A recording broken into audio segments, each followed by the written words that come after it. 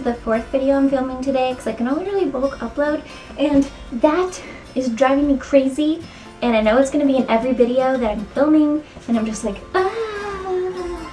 But it's okay. I'm a calm person, don't you think, Jack? So today, oh, by the way, hey, I'm Rebecca, and this video is part of the Race to 15K giveaway, so make sure to check that out below, because you can enter to win some money, some gift cards, fun stuff. The rest of the prizes, I haven't decided yet, but there's going to be good things. So, check it out below. Today I'm going to be talking about how I'm always so happy, and I get this a lot, that I'm a very perky, happy person. You know, I'm glad people think that about me, because I try hard to be happy, and that's something that probably isn't as noticeable to strangers and friends in my life, that I actually actively try hard to be happy. So since people have brought my happiness up to me a lot, I thought I would do a video on how I'm always happy. Air quote, always happy. Because I definitely am not always happy. Especially if you're my husband, you know I'm not always happy and I have random crying fits. Because my life has definitely not gotten any easier. It's actually gotten a lot harder. But I've gotten happier through those hardships. And I just want to put out there that if you ever see someone that's always happy, it's not because their life is easy. The thing about being happy is you have to find that happiness despite your situations. You have to find that within yourself. Yes, happy. The thing that makes it seem like I'm always happy is because I'm always actively looking for that joy despite what's going on in my life.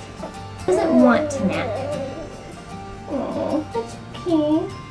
So after this, I'm going to have to actively work hard to make him nap, because it's surprising how much babies don't know how to sleep. Like, you have to remind them that they should be sleeping. It's really crazy.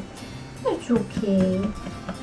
But I'm turning the situation around by saying that I get to spend a little more time with my son. You guys get to see more of him, because I know you guys you gobble up his pictures on my Instagram, because he's just the cutest. But, you know, this could be a stressful situation, filming with this baby. Hello. Hi. I'm not sure if they can see you. You're almost crawling. Doesn't his hair look red? In certain lights, his hair looks red, and I'm like, wow, could he turn into a redhead? Are you gonna be a little redhead? Like great grandma, huh? So, maybe we should do this a little more vlog style, since he's requiring a bit more attention right now. So, several years ago, not too long ago actually, when I was in college and before that, I'm 27 right now, I was actually very unhappy. Like, very unhappy. I was always seeing the worst in every situation. I was being dramatic, and honestly, I was, hi. I think he's good to have for happiness breaks, huh? Always bringing up the fact that my life was hard. And in every situation, I was like, this sucks because of this. And it was all part of my mindset. Now, I know that some people are predisposed to being sad, and they have chemical imbalances, and chronic depression and anxiety is a real... Excuse me, I'm talking about a serious topic. Thank you. Chronic depression and anxiety and all of the things that come with those things, it's very hard to conquer. And I'm not talking about people necessarily in those situations. But for me personally, looking back, I realized that I was making myself upset. I was the one that was ruining my happiness and my potential happiness. It was all part of my thoughts and the way that I was presenting myself internally to myself. The way that you talk to yourself impacts everything that you do. So, there was this particular person around that time that I could not control, and was honestly causing a lot of grief in my life.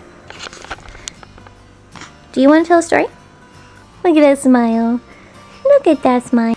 There was a particular person in my life that I could not control, and I was letting it really get to me. I was really internalizing all the things that this person was doing, and how much it was kind of screwing things up.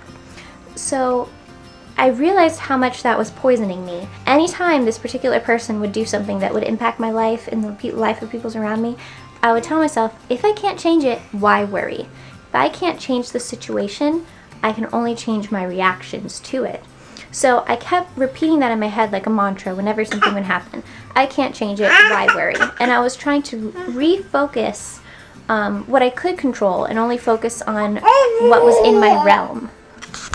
So that dramatically impacted my life. That one decision to tell myself I'm out of control in this scenario, so there's no reason to ruminate on it. Telling myself that completely changed everything. And ever since then, I've had these kind of like mantras where I would find a way to rethink a situation so that I would only focus on what's good for me, what I can control about it, and any other like possibilities from it. It's all about the way that you think of things. See what Daddy's doing? You want to see what Daddy's doing? Yes. Okay, we'll be right back.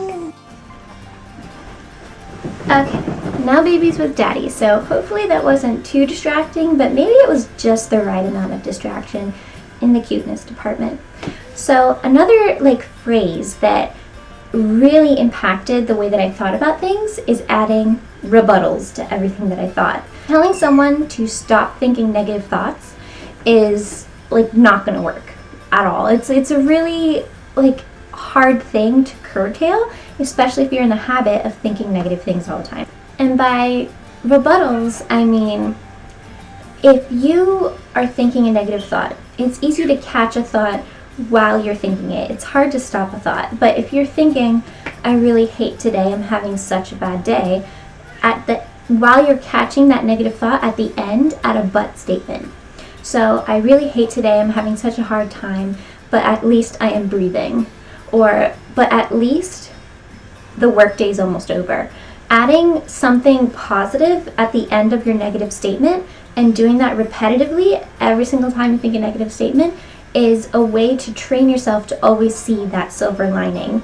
And that's actually something that I'm really good at, is always seeing the silver lining. And I think that it's actually to a point that it can be kind of annoying, because when people are complaining to me or telling me about their bad day, which I'm totally fine with, if you want to vent to me, totally cool. But I tend to afterwards say, well, one good thing is that this happened, or well, at least this, or something like that, and I always add something good afterwards because I've trained my brain so much to always find the good that it just kind of spits out of me. And I think sometimes that can be annoying, because sometimes you do just need to vent out your feelings, and it's totally normal to like release your feelings in a rush as a way to kind of get them out of you. So sometimes I have to curb it a little bit. But literally every single time you think something negative, you have to add something good to it, because that way you can really hone your world basically and see more of the good around you. A third tip is to write things down. Write down those good things. Keep a journal. Do a brain dump every morning. There's a lot of different techniques you can do. I use a bullet journal system that's kind of also more journal rather than productivity, but basically it's a similar system. I'm going to be doing a flip through with my bullet journal soon. But basically writing down what you're grateful for every day, and then while the month is going down, writing down significant events that have happened that day, things like that. Just keeping a journal of your experiences, writing down your feelings. Here I have like a word cloud kind of all the things I want to see in 2017, kind of making those efforts to every day write down those good things, or at least once a week spend some time kind of reflecting and finding that good in every day is going to really help you, especially just because like for most people writing things down is more memorable than just thinking on it or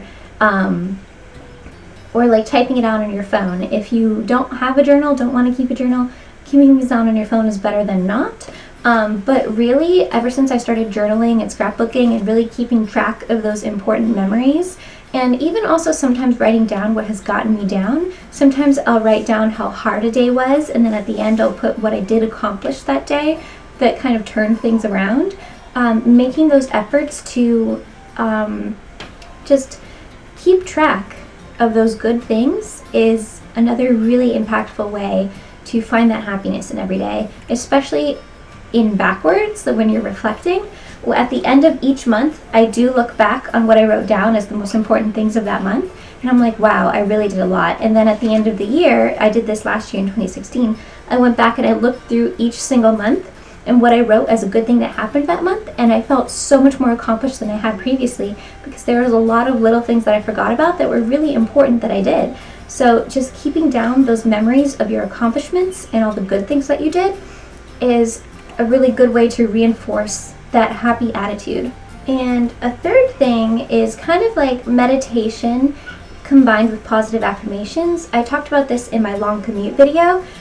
Sometimes just taking the time in your silence to tell yourself good things, telling yourself good things about yourself every day, like in a way kind of like stroking your own ego, is a good way to find that happiness and believe in yourself.